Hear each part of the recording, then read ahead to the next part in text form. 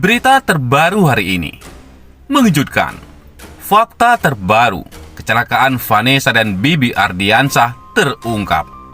Tubagus Jody, sopir mendiang Vanessa Angel dan Bibi Ardiansah, telah menjalani sidang perdana kasus kecelakaan maut di Pengadilan Negeri PN Jombang pada Kamis 27 Januari 2022. Dalam sidang tersebut, Tubagus didakwa pasal berlapis oleh Jaksa Penuntut Umum atau JPU.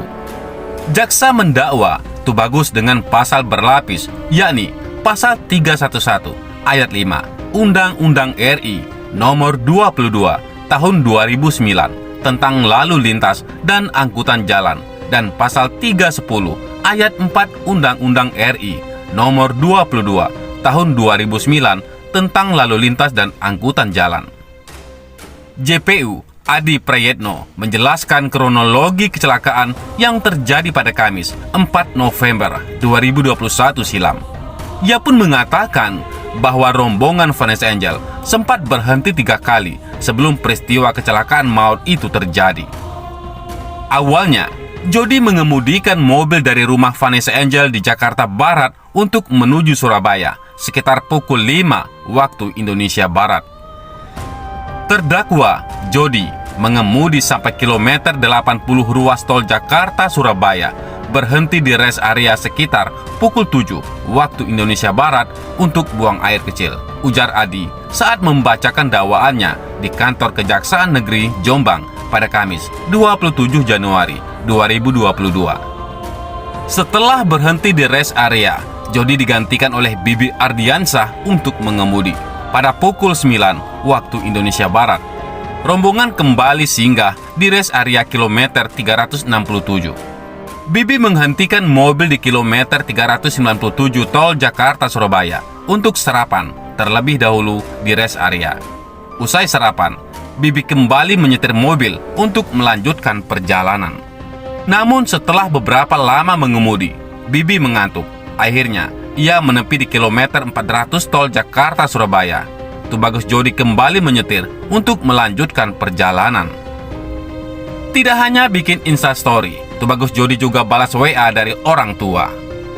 JPU Adi juga menerangkan ketika Jody mengambil alih kemudi usai menepi di kilometer 400 tol Jakarta-Surabaya. Ia menggunakan handphone untuk buat instastory dan balas WhatsApp dari orang tua. Sekitar pukul 12:20 waktu Indonesia Barat, saat terdakwa mengemudi di kilometer 555 ruas tol Jakarta-Surabaya, terdakwa menggunakan handphone untuk update instastory dan WhatsApp milik terdakwa, terang JPU Adi. Terdakwa juga mendapatkan pesan melalui aplikasi WhatsApp dari orang tua terdakwa, yaitu saksi Tubagus Endang Lesmana. Saat itu terdakwa membalas pesan orang tua terdakwa yang masih mengemudikan mobil, sambungnya.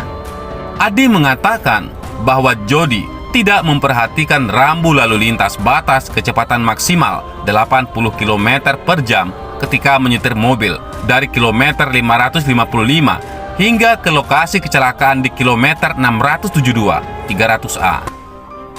Selain itu, Jody pun mengaku mengendarai mobil dengan kecepatan sekitar 125 km per jam dalam kondisi mengantuk.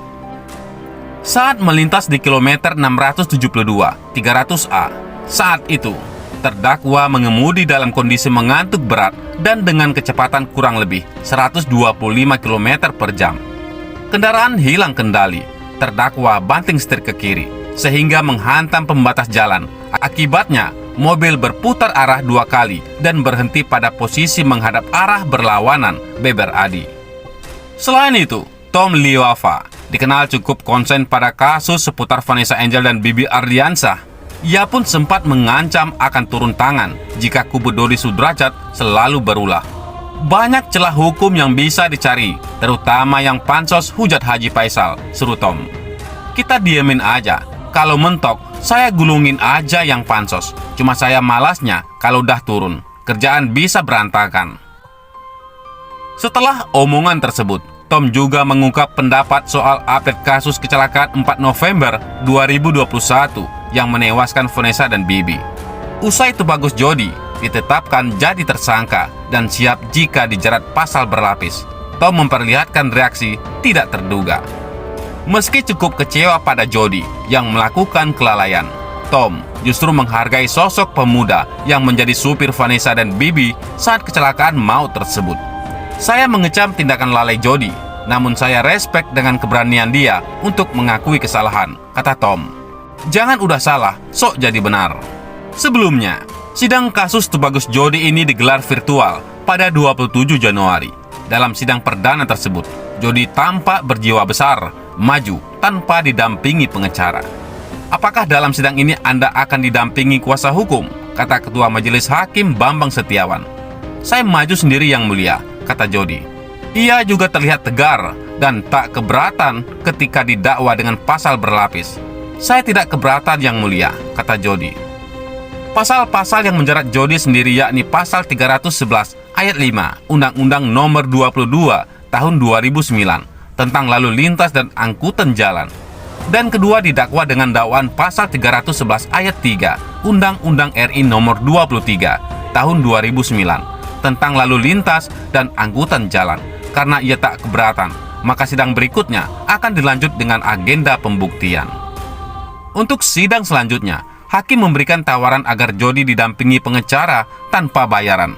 Sempat ragu, Jody akhirnya bersedia menerima usulan itu.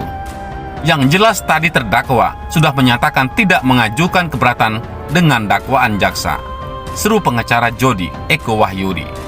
Maka, sidang dapat dilanjutkan ke tahap pembuktian. Secepatnya, saya akan koordinasi dengan terdakwa karena saya baru ditunjuk. Sementara itu, sudah muak dan terlampau sakit hati, Dodi Sudrajat merengsek minta mediasi. Faisal mantap menolak. Dengan dingin dan ketus, Haji Faisal menanggapi keinginan mediasi dari pihak besannya, Dodi Sudrajat. Ia mengaku tidak bisa melupakan dan menerima ucapan ayah Vanessa Angel begitu saja di masa lalu. Makanya, orang katakan, apa yang kita ucapkan harus kita pertanggungjawabkan, kata Haji Faisal. Saya mau apapun semua yang keluar selama ini, yang dipajang selama ini, digembar-gemborkan selama ini, disampaikan, dijabarkan ke saya alasannya. Itu mau saya agar tidak terjadi kesalahsangkaan, papar Haji Faisal menerangkan. Ia sudah terlampau terluka dengan kelakuan sang besan. Bahkan, jika dirasa perlu, ia ingin menjaga jarak dari Dodi untuk sementara waktu. Jadi, memang harus jaga jarak dulu. Itu kan membuat saya gondok. Bagaimana perasaan saya? Loh, kamu ngomong begitu, sama nggak dengan saya? Gimana kamu ngomong? Tutur Haji Faisal menyatakan. Itu sudah melukai saya, seperti luka dikasih asam. Itu berat. Saya nggak rela terlalu rendah anak saya di mata orang-orang itu.